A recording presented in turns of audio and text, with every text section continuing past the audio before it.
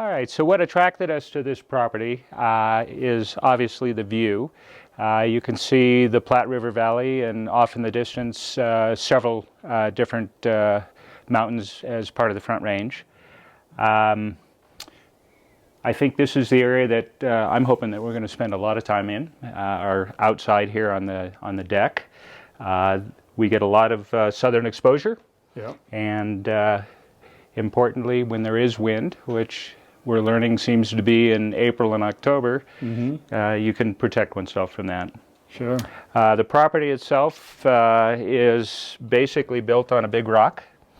You can see quite a bit of work was done in terms of shoring up and building a level spot here to build the home. I remember the dynamite day when we had to blow the big hole in the hill. Yeah, that was an auspicious start, wasn't it? But, that was something. Yeah, we enjoyed that. For those right now interested in building, I will say that we probably couldn't have picked a worse time with COVID and the supply shortages and worker shortages and everything else. We've had a number of delays. Yeah. That said, though, I can say that we've been able to meet a lot of just wonderful individuals in terms of the various subcontractors, some skilled craftsmen, and just some really neat people. Yeah. And we actually hope to have several of them come and visit us here after we finish up the final touches here. For the open house. Yes, sir. So moving inside, we wanted to pick a property that and build a home that was as open as we could design it, and with HomeWrights and others' help, we think we found that. We wanted more of a Southwest feel and look to it, and so one of the signature pieces here is this fireplace. What we're trying to do is incorporate both old and new. We've got a live edge hearth there, which came from our previous home in Minnesota. That's a very common tree, a box elder. And then up above, we have not installed those yet, but we had to cut down several trees. And the two mantle projections there will come from a tree from this property. Beautiful. And where did the stained glass come from? Stained glass we obtained from just a wonderful lady who lives up near Longmont, who wasn't real eager to part with it, but when she heard we were going to try to somehow incorporate that into really the centerpiece on the main floor here, we finally twisted her arm. Yeah, but, that's great. Yeah. Very open. You can see here we've used saltillo tile in different patterns. We had an excellent tilist who spent a lot of time to meet our wishes here. And I see you got some dog tracks in the... Oh yes, we're told that if you get any tiles with dog prints or other animals, four-legged or otherwise, that's good luck.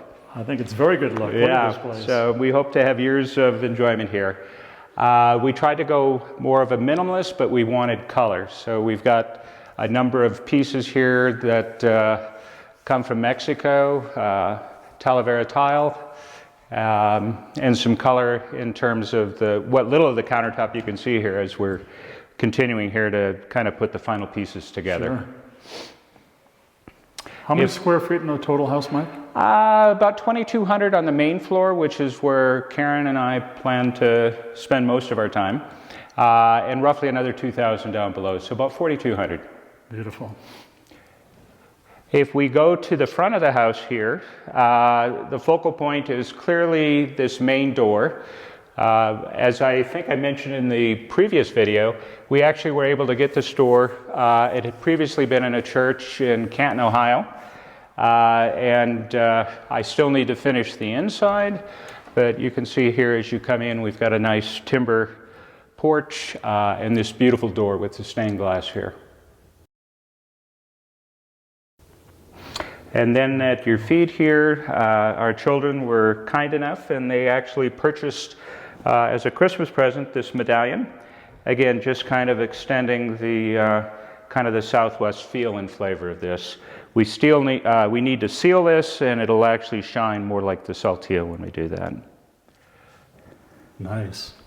So that's really the only other thing I could point out here is the stairs. Again, we tried to incorporate some old vintage pieces. The two newel posts here are actually from a home in the St. Louis area that dates back to about 1918, from what we've been told.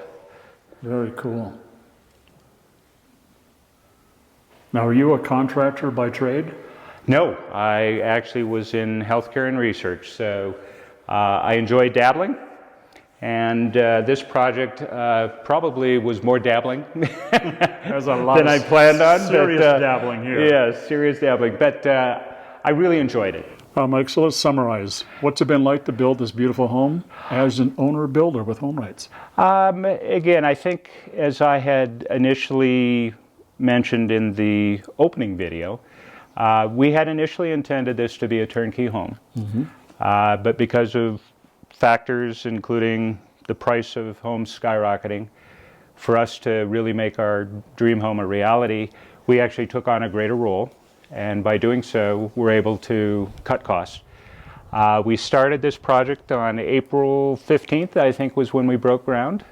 So we were about maybe 2 months past where I would have liked to have finished, but again, with the challenges that we all face now, it wasn't possible, but we'll be moving in one day, so what's an additional month? Yeah.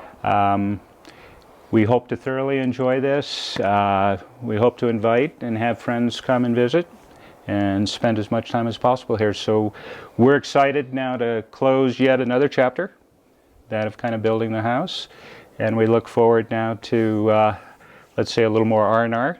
There you go. You've earned it. I think I'm going to put my hammer down for a while and maybe take up a beer or two.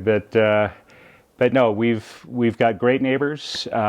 We've got just a beautiful setting, and we look forward to many happy years.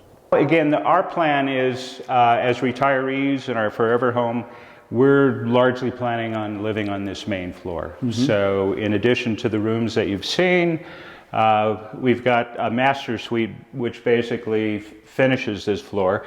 Although again, in keeping with the kind of the Southwest flavor, we again added some additional Talavera touches and kind of, I don't know what you call that, shabby chic sink there. I call it beautiful. And moving in then, we've got the master. Right now I'm obviously, as you can see here, living in a sleeping bag on the floor when I'm working, and this also has access to that gorgeous view. And this entire side of the house was basically blasted out of the side of the mountain, and so you can kind of see what the natural landscape, what little is left of it, what that looks like. Well, you moved a few rocks, but there's still plenty there, isn't there? And I'm still moving them, yes. Wow. And then in addition, we have a master bathroom, and we're working on fitting up shelving in the master closet. We still have some shower glass that's been ordered and should be here first week of May. Yeah, so this is basically the main floor. The lower level, we had intended to have that only partially finished. Okay. We actually ended up doing a little bit more.